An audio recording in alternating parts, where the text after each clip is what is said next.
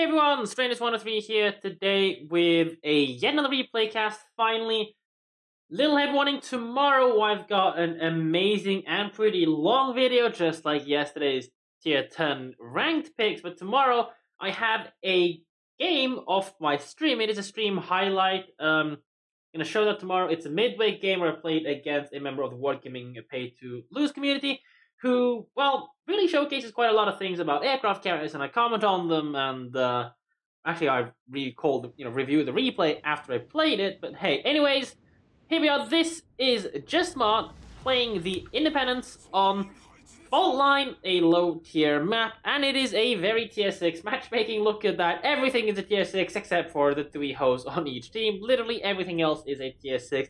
How would it feel to have matchmaking like this all the time? Anyways, the enemy team gets a cleave low. We do get triple Alba division, which can severely melt everything except the enemy buy-in, because, 35mm of armor. But those Albas, if they play well, they can melt anything on the enemy team they want, together with their firepower. And of course, they're also pretty much invulnerable to air attack if they combine their anti-aircraft. Alba defensive is not too bad at all. Launching with a pretty standard launch, we got a torpedo bomber into fighter dive, and we're kind of not moving the ship. The ship's stationary. Normally I suggest moving the ship forwards to just boost the time, reduce the time it takes for your planes to get what you want, especially with the slower planes at this tier. It can actually make quite a few seconds in the difference. Regardless, we have an Independence on the enemy team, so it's basically equal, and looks like we're trying to invite 3-ho into the division. I don't actually think that works, because of the fact that, well, you can't have more than a single carrier in the division, so I don't think it works. But regardless, we spot the enemy's 3-ho's fighters, and those are the 3-ho's torpedo bombers, so we can probably just go in there and strafe them all off the face of the earth, especially considering he cannot strafe back. So if he lines everything up, a good head-on strafe here is gonna do some severe damage to it, especially if he just seems to be going AFK. And there we go, we're committing the strafe, but I don't think... Oh no! Oh, we do actually get the wipe on that, so that's the torpedo bomber's gone, and we've got the fighters to deal with there as well. Still don't know where the enemy Independence stuff is, but for the moment, just going for tag fight on the 3-ho's fighters is definitely not too bad of a result, especially if our 3-ho goes to tag first, so he's the one sucking the casualties and not us. But we are the ones actually getting the tag, and the 3-ho is actually the one that gets the first kill, but, I mean, this should just be an annihilation here. If he kills one of our planes, it's a bit unfortunate. Oh, I would not have disengaged strafed that, honestly, because we can always chase the fighter. There's nothing to stop us from catching the fighter. So we do actually lose a plane there, but then the 3-ho picks up the last one. We spot the Independence's fighter, actually, on the western side of the map. I'm not sure if we kind of visually noticed that, but it's just there. Now, let's just go kill their CVs. I mean, it's definitely a viable strategy. If we combine our power together, we can easily do that. There's nothing wrong with that. But there you go, looks like we've actually noticed the enemy snipe incoming, pulling our fighters back to defend against that. Hold on, let me just see if this looks like an actual attack on the bind. Yeah, that looks like the lineup on the bind, and the bind's making a huge mistake. He's away turning this, so, but, tier 5 auto drops. If this was a manual drop, that would be a really screwed bind. I still want to see what the result of this is, though. It's gonna be... Oh! It's 5, I think. Yeah, that's 5. That's a lot of damage dealt to the bind. Looks like we're going for the 3-ho. I mean, you attack whatever you get the chance to attack. You'd also want to put your fighters through this, because the enemy 3-ho is going to get his last fighter squadron airborne sometime soon as well. But we're definitely going for the 3-ho. The pretty standard attack, dive bombers into torpedo bomber flooding. I mean, if you do a proper manual drop, this guy's just up front going to die. Looks like the enemy Independence also abandoned his idea of a snipe. And, well, 3-ho AA isn't that strong, and these dive bombers can do a significant amount of damage. That looks a bit like a slightly derpy drop, but we do get a fire on them, which is really all we need. We can pay attention to the top right corner of the screen over here if you have this activated. It is a trigger damage control party, so we just need a countdown 20 seconds from here before these things can do their drop. 20 seconds, not 30, but 5 seconds already passed. And it'll take a couple of seconds for the torpedoes to actually arrive. So now it's perfectly fine. We should be very soon able to line up our attack on this guy. We can maybe kill some of the torpedo bombers on the way home. There you go. Yeah, just give the good old tag onto it. This guy doesn't seem to be fully reacting to it. I think he's trying to stop and drop, but yeah, don't want to turn away from torpedo bombers. So, one flooding, this 3-ho is gone. And there you go, the flooding's up, so this guy's going to die. We can pick up a couple of extra planes on the retreat path, but it doesn't really matter. The 3-0's dead, so, you know, a thought here is actually to head on strafe slightly like this. We can clip both, because we're not going to be able to catch both of these guys on the single strafe on the way home. As we can see, we're overshooting the dive bomber, but hey, we've got all the time in the world to kill this, so we just need to loop back around, strafe the dive bomber away. Personally, I'd strafe the dive bomber away first, then strafe the torpedo bomber, simply because of the fact that, you know, we don't need to turn around again and just kill it. But anyways, this means that we've basically got full fighter superiority. Our 3-0 can attack the enemy fighters if it works together with us. We can kill off the enemies. We can kill the fighters off. We probably could have strafed the last plane away. You know, we don't really lose anything, but we do get the 3-0 there in the end. Devastating strike, because damage over time do actually count for that, so that's not a problem. We just need the alpha strike to be good enough. Now we're down to 5 fighters in the squadron. We still have, you know, full replacements and whatnot. Our torpedo bombers have basically gotten wiped. I think the Cleveland may or may not have had something to say about that on the way home. So that's a bit unfortunate, because replacements overall, I didn't actually pay full attention to them on the way home. I was more interested in seeing what was going on else, but something to keep in mind is you do want to make sure that your retreat path is not to go past anything, you know, Cleveland-ish at tier 6, because it's not going to look good for your planes. Anyways, looks like we're going to opt for the good old, you know, let's just land our planes and see what happens here. We do lose a lot of time on the snipe. Like, our next strike is taking off, and this is 6 minutes into the game, and we did dawdle about a bit in the start, but, you know, of course, we're in a US carrier. The 3-0 at tier 5 is making a second attack as our second is taking off. That's not going to kill the buy-in, but this guy's actually doing some pretty solid auto drops here. Ooh, that looks like it might actually just kill the buy-in off if he takes a second one on the belt, but it's going to be bow hit, so he's going to live from that up just directly. Hopefully someone can shoot that to finish it off. There's enough people around, so it shouldn't be that major of a deal, but currently our team's kind of dying, and, well, their team is not. So, normally I don't recommend snipes. In this kind of a situation, we kind of seem to be getting away with it, but normally it's not recommended to attempt sniping, mostly because it just takes a lot of time. In this case, and, you know, again with the cycle times, it probably would be for the better just to pull our strike away and wait, because we don't have any more replacements. We need to make whatever we have here available. We need to make sure that it sticks, because, well, if it doesn't, we're just going to bleed our planes, we're not going to achieve anything, and we're going to have a really, really bad day. At the moment, though, the game's actually still winnable. We still have battleships alive. In fact, we have one more battleship alive than them. Let me have a quick look at their health. User interface is a bit derpy. Full HP is full HP, but it won't last long. This guy's full HP, and this guy's still reasonably healthy, so we still actually have a reasonable chance to achieve something this game. And if we can just tag fight and trade the enemy fighters down, you know, eventually it's going to yield the result of no one having any fighters left. So, hey. There you go. Looks like a bit of a nice blob, so we need to make sure we don't get too close, because that fighter's instantly going to come after us due to the escorts. We can just tag and strafe the torpedo bombers, and I think that definitely would be the right thing to do. We also get rather lucky in that we kill a single fighter off the insta-tag, so now we can just return the tag against the fighter. We're going to be underneath the Normandy's anti-aircraft, which, mind you, is useless, but it's something at least. And, you know, equal trade goes in our favor at this point, because we just wiped all of his strike. So, you know, we can take all the time in the world to just make our attack hit, make our attack kill, and do the damage we need to. And also actually spotted my plane at this point. Oh yeah, it is in fact a fighter. It is just within spotting range, but it shouldn't be a big deal, because hopefully it's going to go down sometime soon, and if not, well, I mean, we might just be finding ourselves in a bit of an awkward position. Anyways, don't F the retreat or anything, just stick the fight out. You know, there's nothing better to do at the moment. Stick the fight out, do as much damage as you can to the fighter, because trying to F return, it's just going to mess it up. But we do actually get the last kill on it. Normally may have helped us out a little bit, but we get the better end of that. And we dive bomb the Q&E for 2 hits. Looks like the Cleveland actually wasn't paying full attention to that, so he might just take a torpedo from the 3-0. No, he actually skids it. That's a really unfortunate thing, because, you know, him dying there would have been, well, him taking the torpedo there would have been really good. Because that basically means that it frees up our ability to attack the stuff behind, and, well, that'd be incredibly nice. But it doesn't happen, so tough luck, I guess. Now we're going to focus on the battleships ahead of us, probably the better thing to do.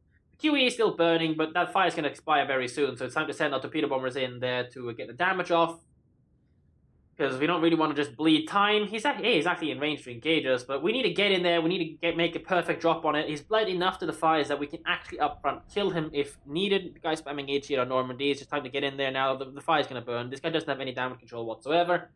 So, a flooding over here likely is going to result in a force damage control party, and the dive bombers can do a mess of his ship. Good idea to hit a pull behind his in-turning, so this looks like a very good drop indeed. Unfortunately, we lose 2 planes, and that's, well, our replacements. We instantly have to retreat them, but that looks like a really, really good drop, and that's all 4 hits. So, flooding up there as well. We wouldn't be able to hit more against him with him turning like that. But we lost another plane there because QEAA is not weak at all. It's actually really good. So, he gets the better end of the fail stacking there because he didn't get the kills early on. Bit unfortunate, but hey, what can you do? He obviously has used the damage control party, so we just need to go dive bomb him. 3 hits of the fire is basically going to kill this guy up front, because he just used a heal, he doesn't have anything else. Our team's still engaging in combat with him, and the enemy Cleveland actually has gone down, which is very good for us. Slightly wasted drop in a sense, but, I mean, what else are we using it for? I mean, we could save it for the other QE, but, these are QEs, they still have a lot of AA to play with, right? So currently our team's actually looking like we're doing just fine, actually. We've got the health, we've got the ships, we've got 4 battleships, we've got 2 carriers, they've got 1 carrier that's approaching the state of being deplaned, and the, what am I trying to say again? And the enemy only have 2 battleships left. One of them is New Mexico in the back, and there we go, going for the strafing on the buy-in, just pulling through this. The enemy fighters are going to struggle to catch up, but we can just go for a retag on the fighter underneath the buy-in anti-aircraft, and there's no problem there whatsoever. Now again, we've got 3 torpedo bombers left, saving them for the dive bombers to take off the QE. We are playing Sparta, but that won't last long with the enemies dying like that. And there you go. We're Sparta, but there's grass spare behind us. We should probably have a look at the health to see how long it needs to go, but, if our QE does the job fine, then that's not going to last long. And there you go, Normandy actually ends up getting the kill on the grass spare. Sending our torpedo bombers in here against the QE like this, it's a QE. The planes are really good. The AA on that is really good. Probably would have been better off. Good drop there. It's slightly going to spread out a bit, trying to drop it a little bit farther away. But perfect hits on the QE, so that guy is so low HP, it's not going to be our problem anymore. He damage control parties, but let's be completely honest, Bayern's just going to finish that off. So what's probably more interesting is how much health this guy has, and in general, we could probably have made an attack against the New Mexico and gotten the kill on the, gotten the flooding over time for that, better. So we ended up dropping our dive bombers on the QE for no real benefit whatsoever. Probably would have been a better idea in general just to go for the New Mexico over there, despite the time it took over there after, But, just getting rid of the guy in front of us definitely is a good idea overall. But if you wanted to farm damage, there was a damage over here to try to farm, and now we don't have the dive bombers to do that either. Although, with only 2 torpedo bombers left, cycle times for that ain't bad. I'd say the enemy New Mexico is currently the target with the least amount of anti-aircraft left compared to anything else on the team. Baguettes could have defensive, and he's about to die, so it doesn't really matter. And of course, the enemy aircraft carrier still has a pretty hefty AA battery to deal with, especially if he's fully upgraded. It's definitely not something you want to be messing with. Now, with the enemy aircraft carrier being completely out of fighters, and I think he's even out of strike planes, we actually did a really good job here in eliminating him. So now we're sending the torpedo bombers over here for the New Mexico. Looks like it's this awkward bow fight versus broadside fight. They're crossing the T. Yeah, we're going towards A. Nothing really wrong with that. Sending this torpedo bomber over here again. The WoWs doing the drop already, so we can't actually preempt that. But we also can't actually just get on top of him. So we're pretty much just looking for a kill steal here, pretty much. But New Mexico gets the kill, so again, we're too late. We've just wasted 2 strikes that potentially could have been saved up for the Independence. And in all fairness, we probably could have gotten away with trying to send them to the Independence at this point. Because committing that was kind of wasteful, honestly. Due to the fact that the New Mexico was crossing the T of this guy, which means, unlike in real terms, sure, he can get 12 guns spacing, he gets 6, but his 6 guns are going to do 3 times more damage as his guns on 12 guns on his bow. So even if you have half the amount of guns outgoing, he still gets double the amount of damage. So yeah. Anyways, good job there in recovering. The enemy team didn't really handle it too well. Getting rid of the 3-0. I mean, it's the thing about snipes at low tiers is it's only at low tiers where snipes are viable, but at low tier the carriers aren't as individually powerful. So it's you're just losing time because your planes are also a lot slower. In this case, getting rid of the Tui-Ho I don't think was a top priority. I mean, he can't strafe, so he can just strafe his stuff away. His strikes aren't the super most powerful. Normally, like, I just don't recommend sniping unless the enemy carrier literally, unless you're tier 8, 9, 10, and the enemy carrier literally gives it to you. Like, he just hands a free kill over to you. Other than that, I would never ever recommend sniping. Well, never ever. It's really rare where a snipe would be recommended. Because if he wants to park him, of course, if the Independence parks himself there, then it's by all means valid, but the 3-ho died there. And the time to fly plane from here to here and then back is around about a minute and a half. So with these slow planes, around about a minute even. So you're kind of just losing the time which you could potentially be using to perform other things, other attacks, cycling planes and whatnot. And this is one thing you need to keep in mind because of the fact that your planes, they are not fast, they are slow, especially US strike. And we're realizing the right thing. We're breaking the plane off to the port side, but I think that the AA is too tough. We're going for the strafing first, and there we go, committing the drop. The problem here is if the 2-ho, we actually do get the clear sky. So congrats on that, and our plane gets wiped. So it really is up to the 3-ho to try to pick up a flooding. I mean, the 3-ho is probably going to do it, because look, that's a really, really good drop with the Independence. He's going to readjust his turn, but if he takes on the bow, there's a good chance he's going to flood there. I mean, if he takes any torpedo, there's a pretty good chance it's going to do some solid damage. 43... Nope, that did not flood. Intriguing.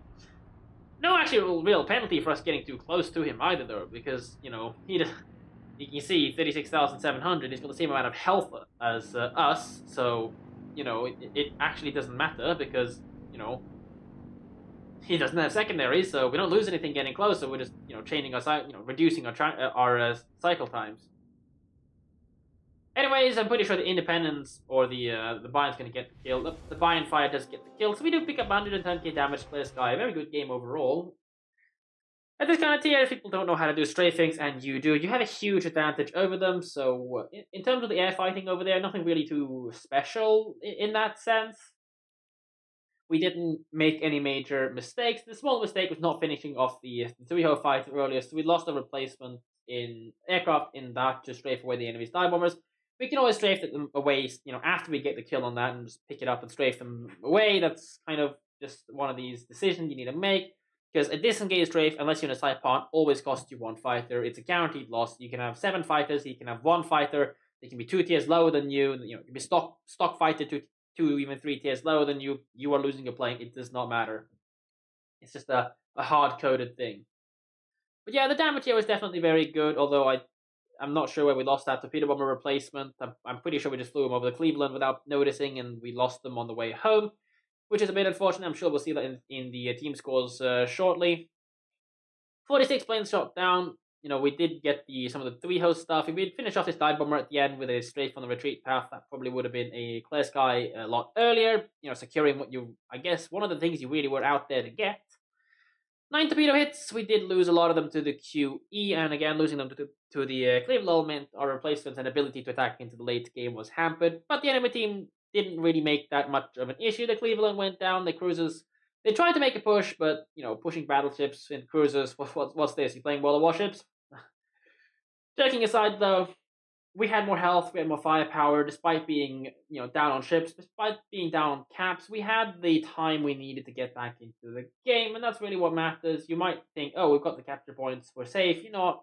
Not at all. You lose ships, the enemy team's going to pull the points back. When they kill your ships, you've got nothing left to stop them from taking back your caps, and they're just going to take the caps back, bleed you out on points, push you into the corner, kill your guys off, and win. And that's basically what happened for our team there. That's what the enemy team did. They bled their health to obtain their map superiority. We killed their stuff. We retook map superiority. We had the time. We won.